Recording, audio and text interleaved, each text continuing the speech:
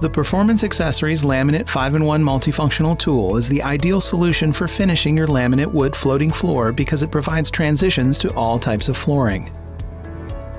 The molding kit converts to 5 different configurations: a T-molding, a hard surface reducer, an end molding, a carpet transition, and a Stairnose. Installation is easy too. Just measure, cut, and snap the appropriate pieces into place. We will refer to this piece as the reducer and this as the square edge. T-molding. A T-molding is used to transition between 2 hard surface floors of equal height, usually in a doorway between adjoining rooms. When installing your floor, it is important to allow for sufficient space between the 2 surfaces that will be joined by the T-molding. Let's get started. Begin by measuring the width of the doorway. Then transfer the measurement to the track in the 5-in-1 molding. Once trimmed to the correct length, place the track in the middle of the open area between the 2 floor surfaces. Fold or remove the plastic shims on your track depending on the height of the flooring. 8 mm, no shim. 10 mm, 1 2mm shim. 12 mm, 2 2mm shims. Screw the track into the subfloor using the pre-drilled holes, but beware of any piping below. With the track now in place, it's time to install the T-molding. Using your cutting tool, remove the reducer and square edge to obtain your T-molding. Remember to sand the cut edges before proceeding. Finally, press the T-molding into the track, starting at one end and moving across. You have successfully installed your T-molding with the expansion gap covered. The floor looks finished and the scratch-resistant molding will stand up to household traffic. Hard surface reducer. The hard surface reducer is used when transitioning between hard surface flooring of different heights, such as a transition from laminate to tile. Begin by measuring the width of the doorway. Then transfer the measurement and cut the molding and track to the correct length. Now mark the subfloor to indicate how far the edge of the floor will extend. You should allow the underlayment to extend just before this line. Again, modify the track based on the height of the floor and place it between the 2 floors.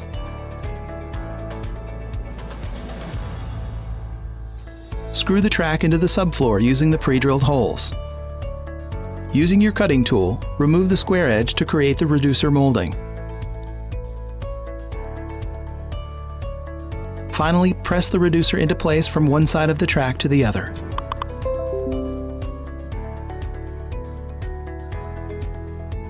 The hard surface reducer is now in place with the expansion gap covered. The threshold looks great, and it will last for years to come. End molding.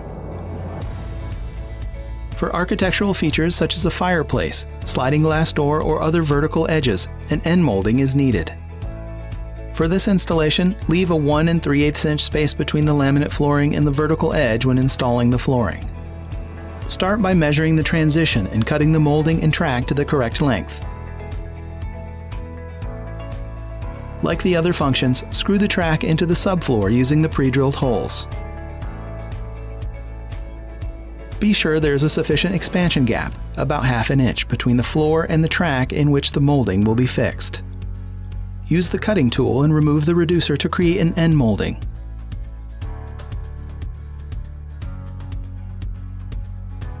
To insert the molding cover in the track, start at one end and push down firmly into the track as you work your way to the opposite end. The end molding is in place with the expansion gap covered. The sliding glass door looks great, and the scratch-resistant molding will stand up to heavy traffic. Carpet transition. Installing a transition from laminate to carpet is very similar to installing an end molding. For ease of installation, the transition to carpet should be created before installing the carpet if possible. Begin by measuring the doorway and cutting the molding and track to the correct length. Once cut to the correct length and properly configured, measure and mark 1/4 inch from the laminate.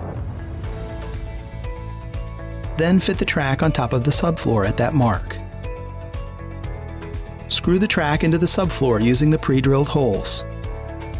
Then use the cutting tool to remove the reducer to obtain the carpet transition molding. Gently press the molding into the track starting on one end and working your way across. Once in place, the carpet may be installed. The doorway looks great, the installation is complete, and the scratch-resistant molding will stand up to traffic for years to come. Stairnose. To install the 5-in-1 molding as a stairnose, a separate aluminum subprofile is needed. You can ask your dealer for this aluminum subprofile. It's important that you do not use the track you received in your 5-in-1 packaging. Begin at the bottom of the stairs and work your way up. Measure the overall width and height of each stair. Cut the risers 1/8 of an inch less than the overall width and 1/8 of an inch less than the overall height of the stair. Note, your first riser will be taller than the rest. Attach the riser to the stair using adhesive and nails. Next, cut the metal subprofile to length. Then, dry fit the subprofile and mark placement for screws. Pre-drill and countersink holes in the center track 2 inches from each end and roughly every 8 to 10 inches across the width of the subprofile. We recommend using a 9/64 bit for drilling. Install the aluminum subprofile on the tread with polyurethane adhesive and screws. Add adhesive in an S-shaped pattern to the bottom of the metal track and place it on the stair. Secure the subprofile with number 6 1 1/4 inch wood screws to ensure it's stable. Next, place 2mm shims on the existing stair tread. This will ensure the laminate plank needed to finish the stair will lay flat. Now cut the 5-in-1 molding to its proper length to fit the stairs. Apply polyurethane glue to the V-grooves in the molding.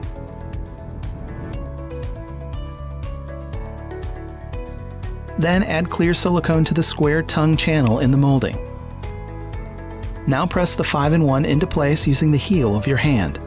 Then use a tapping block and rubber mallet to tap it securely into place. Next, apply adhesive to the existing stair tread, in between the shims. To complete the stair, cut a plank of laminate flooring to size and lock into the 5-in-1. Drop the plank down and press into the adhesive. Use painter's tape to secure the molding while the adhesive sets. Finally, fill the expansion gaps with caulk or clear silicone, then clean any excess.